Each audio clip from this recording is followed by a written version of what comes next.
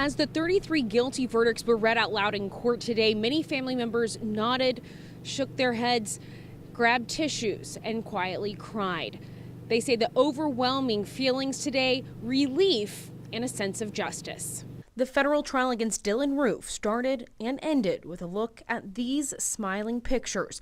Pictures of the 9 people he killed in Mother Emanuel AME Church while they were studying the Bible. Where's the money? Where's the money? I don't got mine.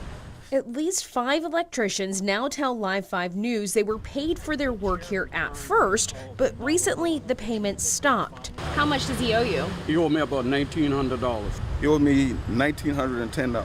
$1620. What does that money mean to you? It means survival. I went to Rock Hill to find Husta and ask him when these workers will get paid. We are actually going to be able to be paying them for the checks that were returned this week. Forgive sounding rude, but are you a good business person? No, I'm not. Should you be in business? I guess that's for the state to decide. She was one of those babies that literally woke up smiling. We were so excited. We were having a girl. You know, the first thing my husband said was, well, she can't wear a bikini till she's 30.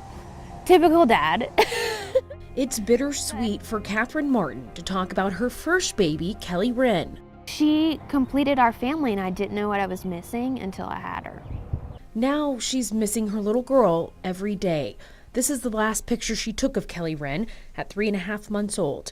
She died in her crib at daycare. I checked about 200 local home daycare profiles on the DSS website. I found out in Charleston County, only 9 out of 60 providers, that's 15%, have a green alert saying they are up to date on the 2-hour training. I showed Catherine these numbers. I mean, this is important. I don't understand why people aren't doing it. I was astonished. I found the national average for basic law enforcement training is 840 hours, 21 weeks. South Carolina has 12 weeks of training. Why is the length of training here 12 weeks compared to nationally it being closer to 21 weeks? I will tell you that we have introduced in our budget this year to go to 15 weeks. But right now we're at 12, but just some years ago we were at 9 weeks. Do you ever wonder, is 12 weeks enough? A lot has to do with the amount of time that you are afforded to teach the students, and a lot of that has to do with budget. And that budget depends on traffic tickets. Basically, if you get a ticket, for example, for speeding, some of the court fees are supposed to come to the academy. They were operating on about $15 million a year, but traffic stops across the state have gone down, ticket money has decreased, and the academy's funding has gone down about $2 million.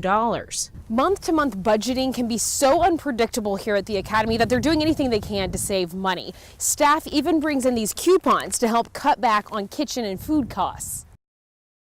We wondered who is keeping track of food safety and how can parents check for themselves. I sorted through hundreds of these cafeteria inspection reports from the state to find out. They sometimes aren't the most appetizing reports to look through. Some school cafeterias in South Carolina have had problems with bugs, rodent droppings, and mildewed ice machines. But you can also lose points for not throwing away a dented can from the pantry, or even not having a bright enough light bulb. You have to be very, very careful on the little things, because say if you put something in the cooler and it's not date and labeled, then we lose 2 points on DHEC with that. One protocol our school cafeterias have is they freeze a sample tray of that day's food every day, and they keep it for 7 days.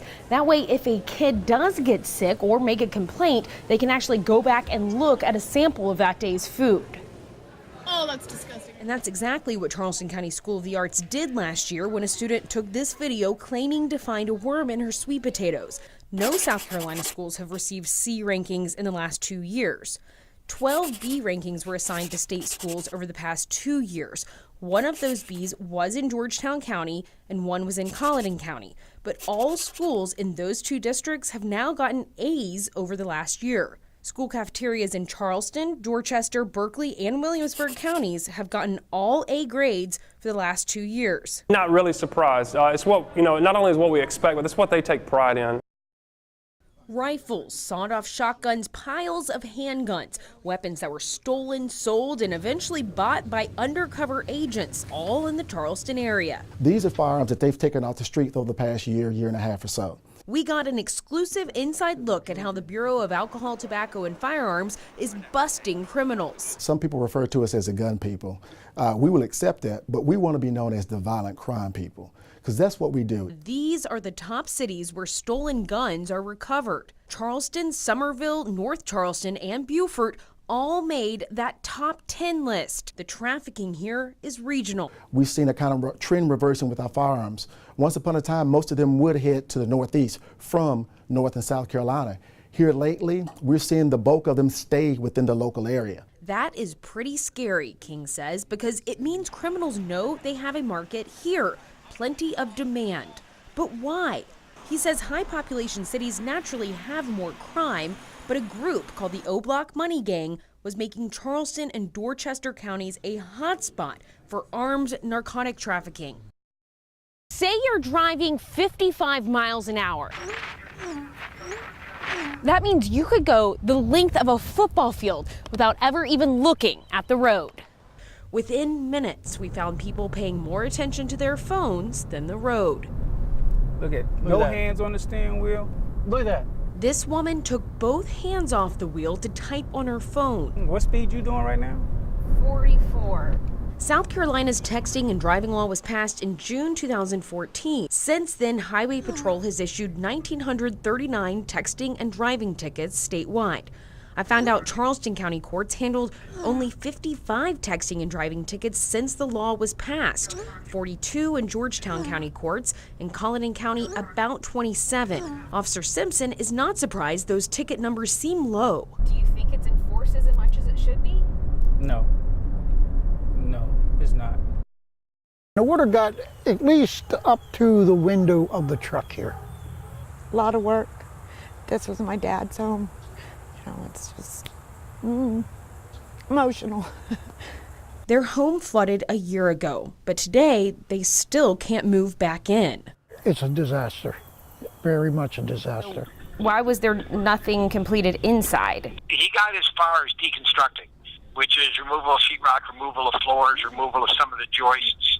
He did not want to go back and put in new floors until he could solve the excess water under the foundation system. Joe's attorney says the project got delayed and that Marty and Kathy kept asking for changes. They deny that, but the bottom line is that no actual reconstruction work was ever done. Do you think that deconstructive work was worth the $32,000 he received? Actually, likely not. He likely was overpaid.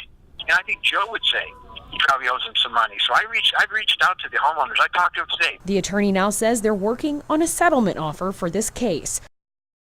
We've been duped. We've been screwed. We've been ripped off. I'm not sure how he did it or what he did, but something is not right and he's the bad guy. According to the disbarment paperwork, here's what happened. The credit union wired $100,000 to attorney Brian Davis. It was supposed to stay in a trust account and be used to pay off Bank of America, the Palmers' original mortgage.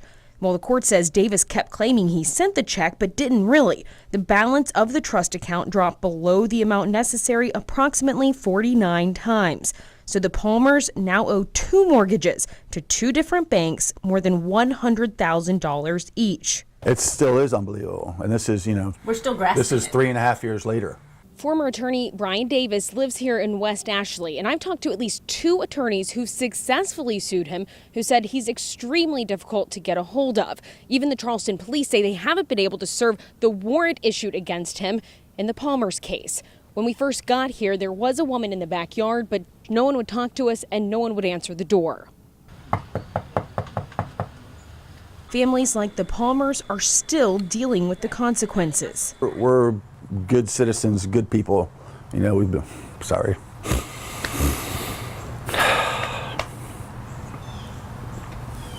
It's still really hard to wrap your head around.